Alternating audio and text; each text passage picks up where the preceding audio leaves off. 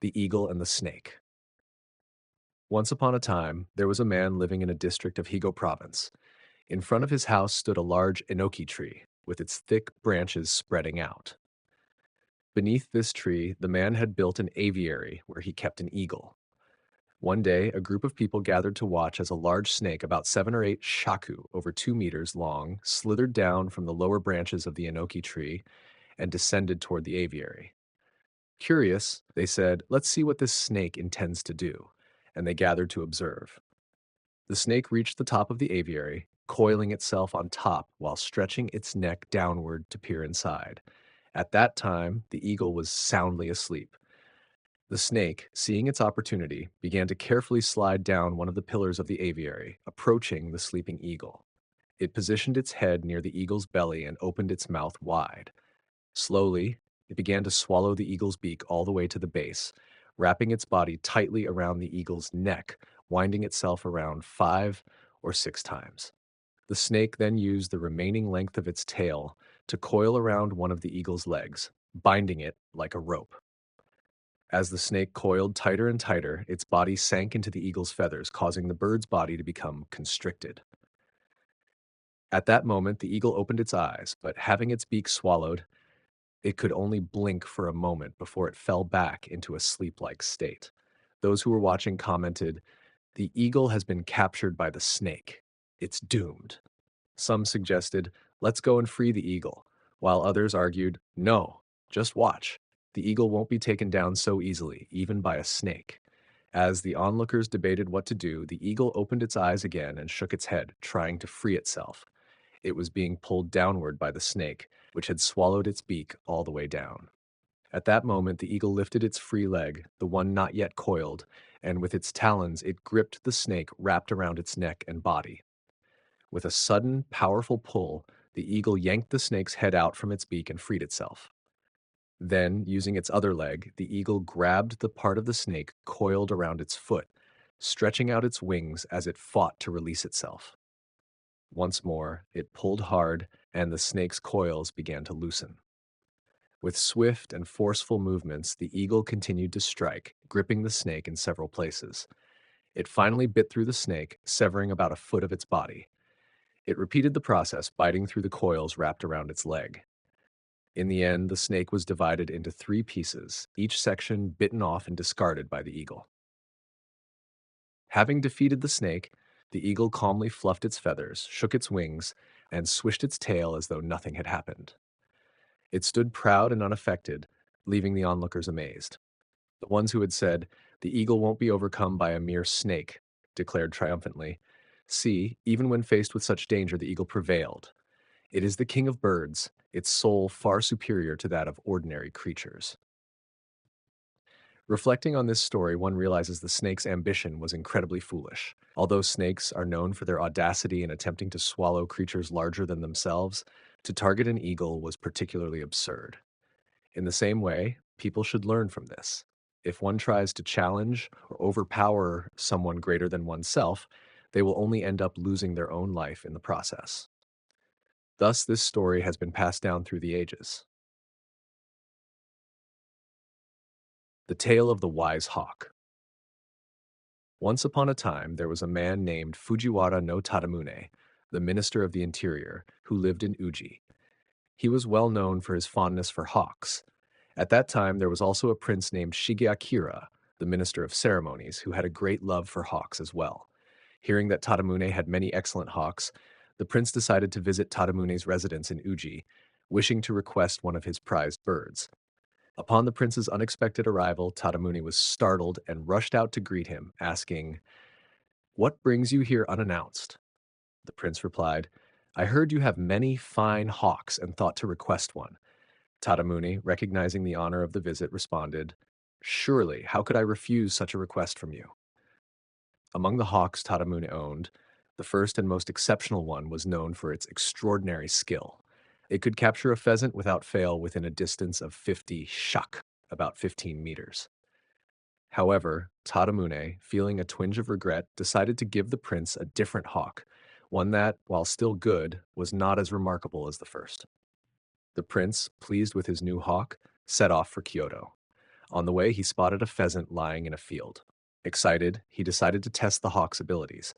However, the hawk was uncoordinated and failed to catch the bird.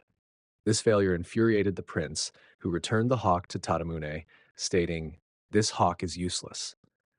Tadamune, upon receiving the hawk back, said, "I thought this was a fine hawk. If it is to be returned, I will offer you another." He then decided to give the prince the first hawk, the one he had initially withheld. Once again, the prince took the hawk, but as he was testing it at a place near Kobata, he decided to try hunting with dogs to flush out a pheasant. When he sent the hawk after the bird, it again failed to capture it and instead flew up into the clouds, disappearing from sight. Frustrated by the repeated failures, the prince returned to Kyoto without saying a word. Reflecting on these events, it became clear that while the hawk was exceptional in Tadamuni's care, it seemed to know the prince as its new master and did not perform to its potential. This story teaches that even creatures without intelligence, like birds and beasts, can recognize their true masters. How much more should intelligent beings like humans consider the desires and feelings of those who have nurtured them, realizing that loyalty and respect bring good fortune? Thus, this tale has been passed down through the ages. The tale of the monkey who killed the eagle to repay a debt of gratitude. Once upon a time, in a certain district of Chinsei, there lived a poor woman near the seaside. Her husband often went to the beach, while she frequently gathered shellfish with a neighbor. One day, as they were out collecting shells, one of the women set down her 2-year-old child on a flat rock, while the other kept an eye on a younger child who was playing nearby. Not far from the shore, they noticed a monkey that appeared to be hunting for fish. Curious, the two women decided to approach the monkey. However, the monkey seemed frightened and hesitated, making them think it might run away. As they moved closer, they saw the monkey trying to pull open a large clam, but getting its hands stuck inside. The clam's shell had closed tightly around the monkey's paw, and as the tide came in, the monkey was in danger of drowning. Seeing this, one woman exclaimed, "I will kill that monkey," and picked up a large stone to throw at it. The other woman, who had the child on her back, stopped her, saying, "Don't do something so reckless. It's just a creature trying to survive." Despite her protests, the first woman insisted she wanted to kill the monkey and take it home to eat.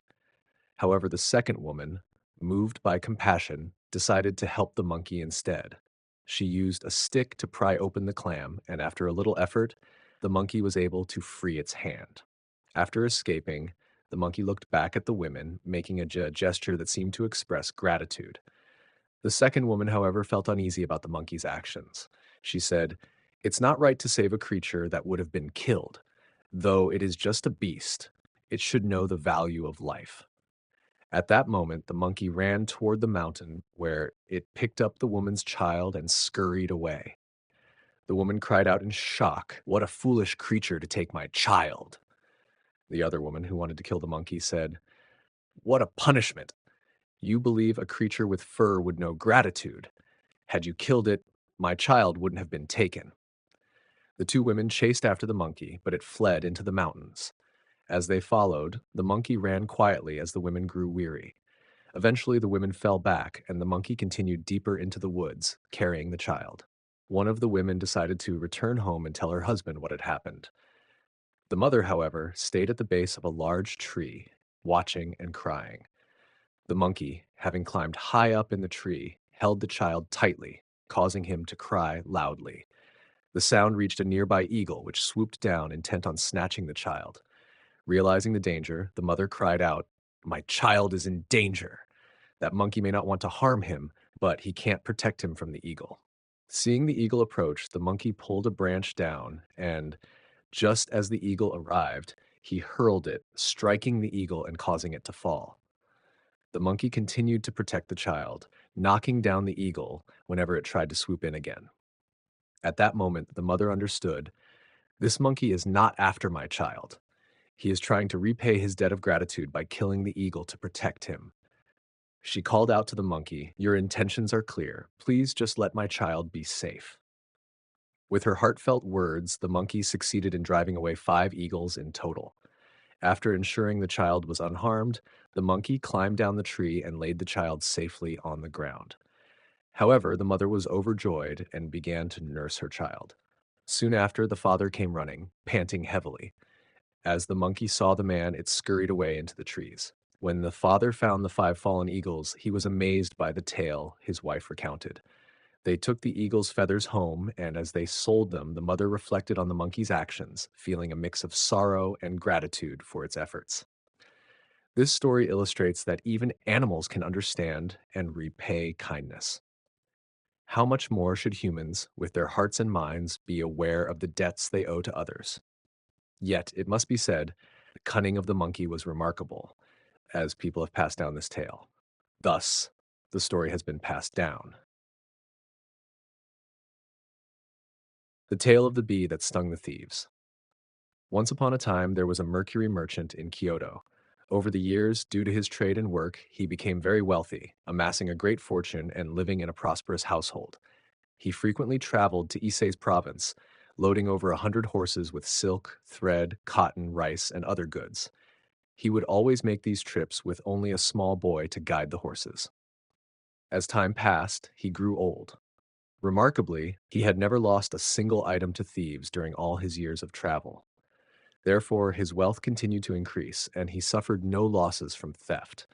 He also faced no disasters such as fire or drowning. Among the thieves in Ice Province, there were many who would take anything from anyone, regardless of their status or wealth. They would scheme and plot against others, robbing the possessions of the weak for their own gain. Despite this, the Mercury merchant seemed untouched by their activities, traveling day and night without incident. During this time, a group of over 80 thieves formed a conspiracy in Suzuki Kazan, robbing travelers and taking their public and private wealth, even killing some. Despite their activities, neither the authorities nor local officials could capture them. One day, the Mercury merchant, as usual, loaded over 100 horses with goods from Ice Province and, accompanied by a small boy, women, and food supplies, set out. The group of 80 thieves thought, here comes a wealthy target. Let's rob them. They ambushed him in the mountains, surrounding him. However, seeing that he was fleeing towards a high peak, they thought, there's nothing we can do against him, and retreated into the valley. Thus, the thieves began to argue among themselves about how to divide their loot, taking their time since there was no immediate threat. Meanwhile, the Mercury merchant, having reached the top of the mountain, boldly called out into the sky, "Hurry, hurry! What are you doing so slowly?" After a while, a large swarm of bees, about 3 inches long, appeared in the sky and settled on a high branch nearby. Seeing this, the Mercury merchant encouraged the bees, saying, "Hurry, hurry!" As he did, a red cloud about 20 feet long suddenly descended. Travelers passing by wondered what the cloud was, and as the thieves gathered their spoils, the swarm of bees slowly descended into the valley where the thieves were. The bees immediately targeted the thieves, stinging and killing them. Each thief was overwhelmed by 1 or 2 hundred bees, and it was unbearable for anyone to withstand such an attack. In fact, for those who faced 2 or 300 bees, although they attempted to fight them off, they were ultimately all stung to death. Once the bees finished their work, they flew away and the ominous cloud disappeared. After this, the Mercury merchant went into the valley and collected a vast amount of the stolen goods the thieves had hoarded over the years: bows, armor, horses, saddles, clothes, and much more. Thus, he became even richer.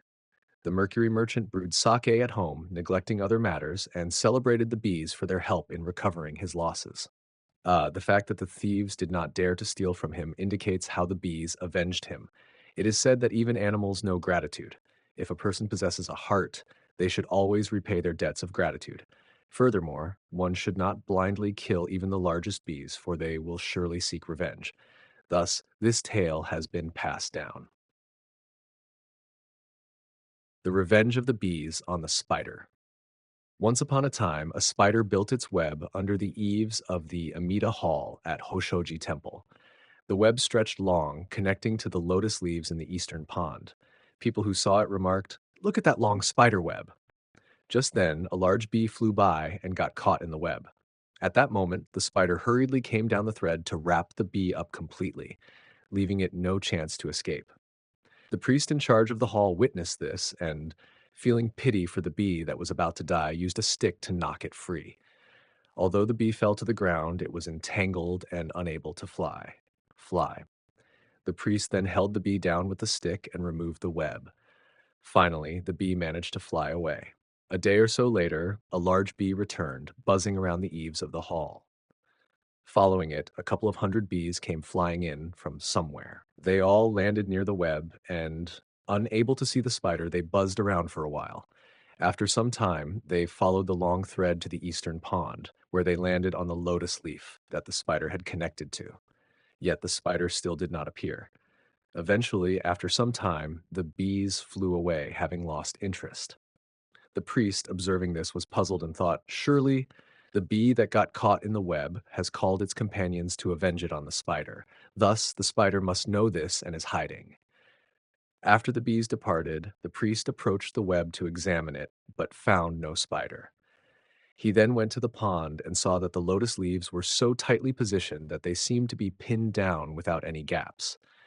It was clear that the spider had hidden beneath the lotus leaves, concealed by other foliage growing thickly in the pond, making it difficult for the bees to find it. This account was passed down by the priest in charge of the hall. In reflecting on this, one realizes that even the wisest of beings may not anticipate such matters. The fact that the bees gathered together to avenge one of their own is not surprising. Animals frequently seek revenge against their foes. Furthermore, the spider, knowing that the bees might come to avenge, wisely thought, if I hide here, I may save my life. Such cunning and the ability to remain hidden without suffering great harm are indeed commendable. Therefore, in the end, the spider is truly superior to the bees. Thus, the priest accurately recounted this tale.